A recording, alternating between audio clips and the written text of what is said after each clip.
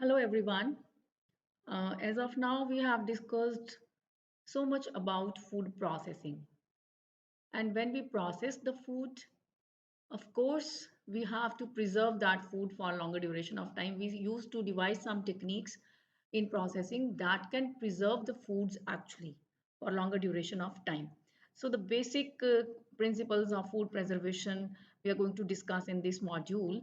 Like first of all, what is food preservation? Food preservation, it actually refers to the number of techniques which we are using to prevent the food from spoiling, and they include like thermal processing is there. By heating the food you can preserve it for longer duration of time. By decreasing the temperature you can preserve the food for longer duration of time. By reducing the water content or moisture in the food you can preserve the foods. Then you can have some controlled storage conditions which can prolong the storage period or preservation, which can increase the preservation of food. And then irradiation techniques are there to increase the shelf life of food.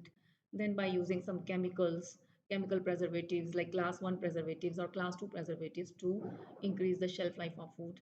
And then there are non-thermal processing techniques which are into the picture these days to preserve the foods for longer duration of time, as well as to preserve the nutrient composition of the food, because we are not using heat in these methods, so they are not known as non-thermal processing techniques. Now, the food actually is spoiled by some microbial contaminants. Microorganisms, when they grow in the food, they causes spoilage. So it refers to the presence of some harmful microorganisms in the food, which can cause consumer illness.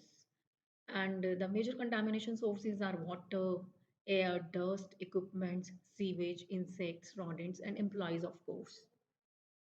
Then these are the types of bacteria which cause food poisoning, like Salmonella. It causes food poisoning. Norovirus is there, Campylobacter, E. coli, Listeria, Clostridium perfringens. These are some of the bacteria which, if present in foods, can cause severe illnesses.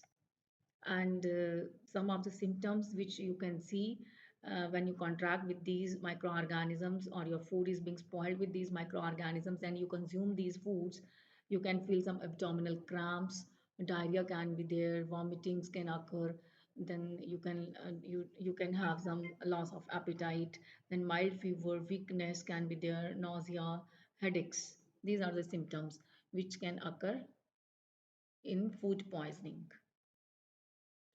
These are some of the bacteria, and these are the potential sources of those bacteria in food, which can cause serious illnesses like salmonella. So salmonellosis is a disease which is being caused by salmonella, and it is possibly present in poultry, meat, egg, dairy products, seafood, fruits and vegetables, chocolate, peanuts, sauces, salad dressings. And then there are a number of bacteria like Shigella, E. coli, Listeria, Yersinia, Vibrio, Campylobacter. So this is all about this module. We'll be having more discussions regarding food preservation in my coming sessions.